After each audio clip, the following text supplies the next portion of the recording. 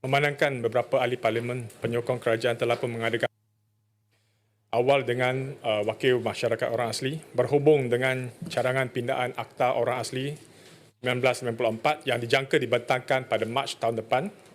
Apakah langkah-langkah kerajaan bagi memastikan pindaan tersebut benar-benar menangani isu teras komuniti orang asli, termasuk hak tanah, pengurusan adat dan penyertaan bermakna dalam tadbir urus mereka sendiri?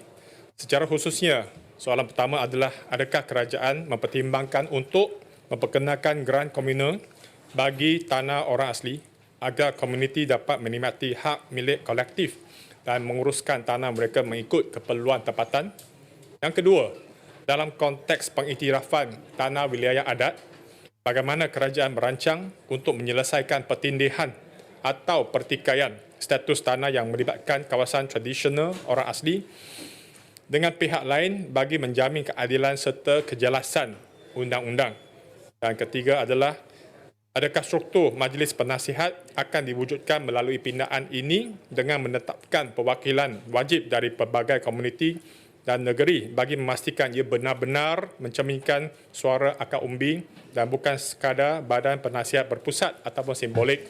Dan soalan terakhir adalah, adakah lembaga adat orang asli dipertimbangkan diberi kuasa mengurus geran komunal serta urusan adat tempatan?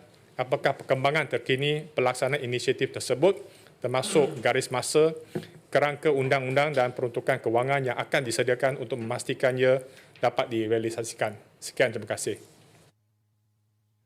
Tri. Bismillahirrahmanirrahim. Assalamualaikum warahmatullahi wabarakatuh. Terima kasih Tan Sri Yang di-Pertua, terima kasih YB Gopeng. Tan Sri Yang di-Pertua, saya memandangkan soalan ini kalau dipecahkan menjadi 4 persoalan, jadi saya minta masa lah untuk menjawab dia. Okey. Tan Sri Yang di-Pertua, untuk makluman yang berhormat, geran komunal dan hak milik kolektif adalah konsep pemilikan yang diperkenalkan di bawah Ordinan Tanah Sabah, Caption 68. Bentuk pemilikan geran komunal ini adalah sebidang tanah yang diusahakan secara bersama dan bukan milikkan individu ataupun persendirian. Geran ini turut tertakluk kepada pembayaran cukai tanah seperti yang ditetapkan Menteri Seksyen 76. Dalam hal ini, ia sama sekali berbeza dengan sistem yang sedia ada di Semenanjung Malaysia. Pada masa ini, tanah masyarakat orang asli adalah diwartakan dalam bentuk kawasan ataupun reserve orang asli. Ia tidak tertakluk kepada sebarang cukai tanah dan kawasan sedia ada telah diusahakan oleh individu berdasarkan turun-temurun. Jika konsep geran komunal diperkenalkan, masyarakat orang asli akan dikenakan cukai, dan komunal diperkenalkan, masyarakat orang dan tanah terdahulu yang diusahakan secara individu termasuk hasil perlu dikembalikan kepada komuniti secara saksama. Untuk memperkenalkan sistem pemilikan tanah secara geran komunal dan hak milik kolektif ini, ia perlu diteliti terlebih dahulu bersama pemegang taruh yang berkaitan, terutamanya sekali masyarakat orang asli dan pihak berkuasa negeri, memandangkan ia adalah di bawah bidang kuasa negeri. Berdasarkan laporan kajian semakan pindaan Akta Orang Asli, Akta 134, peruntukan mengenai tanah adat orang asli terletak di bawah bidang kuasa kerajaan negeri. Hal ini adalah selaras dengan perkara 77 kuasa baki perundangan dalam perlembagaan persekutuan yang memberi kuasa kepada kerajaan negeri untuk membuat undang-undang mengenai apa-apa perkara yang tidak disebut satu persatu di dalam mana-mana senarai yang dinyatakan dalam jadual ke-9. Di bawah senarai kedua, jadual ke-9 Perlembagaan Persekutuan juga, hal ehwal tanah adalah terletak di bawah bidang kuasa pihak berkuasa negeri dan raja dalam mesyuarat. Justru dalam hal ini, bagi menyelesaikan isu pertindihan dan pertikaian status tanah, ia adalah bergantung sepenuhnya kepada hasrat dan kehendak pihak berkuasa negeri. Walau bagaimanapun, Kerajaan Persekutuan sentiasa melaksanakan perundingan dan sesi libat urus bersama PBN bagi membolehkan tanah-tanah ini diwartakan sebagai kawasan ataupun reserve orang asli. Bagi memenuhi matlamat ini, Kerajaan Persekutuan telah memberi peruntukan bagi tujuan mengukur tanah-tanah yang didiami oleh masyarakat orang asli untuk mempercepatkan urusan perwartaan. Selain daripada itu, Kerajaan Persekutuan sentiasa menekankan kepentingan semua pihak yang terlibat dalam sebarang projek pembangunan atau pertikaian tanah untuk mengadakan libat urus dengan masyarakat orang asli berdasarkan prinsip free, fair and informed consent sebagaimana digariskan dalam United Nations Declaration on the Right of Indigenous People serta berpandukan kerangka perundangan negara. Kerajaan sedang mengkaji kesesuaian untuk mewujudkan Majlis Penasihat Orang Asli Semenanjung Malaysia berdasarkan model New Zealand Maori Council yang dilihat berjaya mempromosikan pembangunan sosial, ekonomi, pendidikan dan budaya Maori. Melalui penubuhan majlis ini, kerajaan berharap suara dan aspirasi masyarakat orang asli lebih diperkukuhkan melalui kerangka perundangan selaras dengan keazaman kendiri yang menjadikan prinsip utama seperti mana yang digariskan di bawah United Nations Declaration on the Right of Indigenous People, di mana deklarasi ini telah disokong negara sejak 2007. Penubuhan majlis ini akan dicadangkan untuk dimasukkan dalam draft undang-undang pindaan orang asli yang akan dibentangkan di Dewan yang mulia di Dewan Rakyat nanti. Buat masa ini Seksyen 16 dalam kurungan 1 dalam Akta Orang Asli Akta 134 hanya mengiktiraf peranan batin dan penghulu sebagai ketua yang bertanggungjawab bagi sesuatu masyarakat orang asli termasuk dalam urusan adat dan kepercayaan setempat. Pengiktirafan ini dicadang untuk diperluaskan kepada lembaga atau majlis adat yang berfungsi untuk membantu batin dan penghulu dalam menjalankan urusan berkaitan adat dan kepercayaan sesebuah komuniti orang asli dalam semakan pindaan akta yang sedang dilaksanakan. Pengiktirafan ini adalah sejajar dengan prinsip menyokong dan memastikan hak orang asli kepada institusi tradisional agar sentiasa terpelihara selaras dengan artikel 20 dalam UNDRIP. Suka dijelaskan di Dewan Yang Mulia ini bahawa terdapat struktur kepimpinan yang berbeza antara 18 suku kaum orang asli dan mengikut lokaliti tertentu.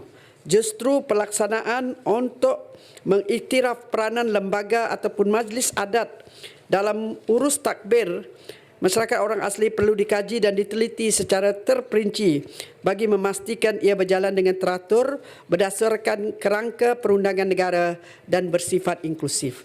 Terima kasih Tan Sri Ketua.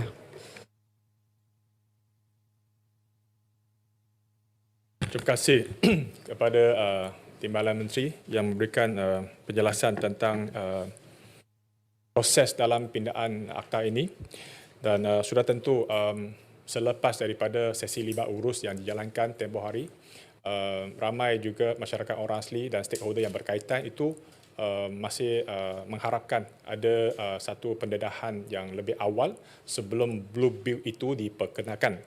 Maka saya ingin bertanya kepada Timbalan Menteri, pertamanya adalah adakah kerajaan boleh memberikan komitmen dalam mesyuarat ini bahawanya pendedahan kepada rujukan awam itu boleh diawalkan sebelum Blue Bill itu diperkenalkan. Sebab sekarang ini masih dalam perbicaraan tentang konsep dan halat tuju dalam pembentukan pindaan ini. Itu pertama. Keduanya, tadi Timbalan Menteri pun berkatakan tentang geran bersifat komunal itu adalah model di Sabah. Bagaimanakah kerajaan melihat model yang diperkenalkan di Sarawak iaitu NCR, Native Customary Rights yang diperkenalkan dan telah pun banyak kes-kes yang berbangkit dalam hal tanah yang dimiliki oleh Bumi Putra Sarawak. So adakah pendekatan itu adalah sesuai dan dijadikan rujukan dalam memperkukuhkan penggunaan tanah ataupun pemilikan tanah ataupun segala ayat yang berkaitan dalam isu tanah oleh masyarakat orang asli. Terima kasih. Okay, terima kasih atas soalan tambahan. Tan Sri Yang di-Pertua, untuk makluman yang berhormat, JAKWA baru saja selesai memuktamadkan kajian semakan pindaan akta yang dilaksanakan oleh pihak perunding pada 26 September 2025 yang lalu. Kementerian sedang dan telah memuktamadkan sebahagian perkara berdasar bagi cadangan pindaan akta daripada hasil kajian yang telah dikemukakan. Suka dimaklumkan di Dewan Yang Mulia ini bahawa Majlis Tanah Negara Majlis Tanah Negara ke-82 telah meluluskan secara dasar cadangan pindaan akta orang asli Akta 134 berkaitan dengan hal ehwal tanah pada 17 November yang lalu. Manakala perkara dasar mengenai cadangan pindaan akta berkaitan bukan tanah sedang diteliti dan dikemukakan kepada Jemaah Menteri bagi pertimbangan dan kelulusan sebelum draft undang-undang yang lengkap dapat dibentangkan kepada pihak yang berkepentingan, termasuk masyarakat orang asli. Sebelum cadangan pindaan ini dibentangkan ke Parlimen, JAKWA merancang untuk mengadakan sesi libat urus bersama pemegang taruh bagi membentangkan draft undang-undang yang telah disediakan. Sesi ini dilihat amat penting bagi memberi penjelasan dan kefahaman tentang impak, implikasi serta manfaat yang terhasil dari cadangan pindaan akta berkenaan. Tarikh masa belum ditetapkan lagi yang berhormat. Ini bergantung kepada komen ataupun endorsement dalam jemaah jawatankuasa kabinet, maksudnya dalam kabinet meeting. Dasar Native Customary Right NCR di Sarawak adalah di bawah Sarawak Land Court Chapter 81 yang mana bidang kuasanya terletak secara jelas kepada Kerajaan Negeri Sarawak sendiri. Ini berbeza dengan situasi orang asli di Semenanjung yang mana kuasa tanah terletak pada pihak berkuasa negeri. Dua perkara yang berbeza di sini. Tetapi bidang kuasa menjaga kebajikan orang asli adalah terletak di bawah bidang kuasa persekutuan. Hal ini menyebabkan kesukaran untuk kita mengadaptasi rangka kerja perundangan berhubung NCR dalam konteks orang asli Semenanjung Malaysia. Selain daripada itu, terdapat keperluan juga untuk meneliti pelaksanaannya dengan mengambil kira komitmen kerajaan negeri, kesediaan pemilikan, ukur premium dan juga cukai tanah. Sebab itu konsep NCR di Sarawak tu sukar nak dilaksanakan maksudnya di Semenanjung Malaysia, khasnya di 6 buah negeri yang terdapat orang asli berkenaan. Namun begitu, untuk kepentingan masyarakat orang asli, kita sentiasa membuat libat urus dengan kerajaan negeri. Sebab itu kita mengucapkan terima kasih kepada Majlis Tanah Negara yang baru saja bersidang baru-baru ini. Kita telah pun mencadangkan 4 pindaan secara dasarnya telah diluluskan. Secara dasar telah diluluskan. 4 dasar tu bukannya berkaitan dari sudut pemilikan, tetapi lebih kepada orang kata urus takbir, tanah-tanah reserve ni di bawah Kerajaan Persekutuan khasnya JAKWA, bagi memastikan kebajikan masyarakat orang asli ini dapat kita tangani dengan sebaik yang mungkin.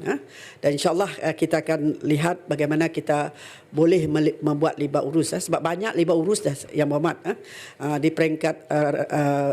peringkat orang asli sendiri, pertubuhan, malah masa ni kita tak ada majlis penasihat, tapi kita ada majlis penasihat orang asli, maksudnya MAPWA kita yang bersidang setiap setahun 2 kali, yang dijadikan satu platform untuk menyuarakan kepentingan ataupun apa-apa saja isu berkaitan dengan orang asli selain daripada mesyuarat tertinggi KKW itu sendiri.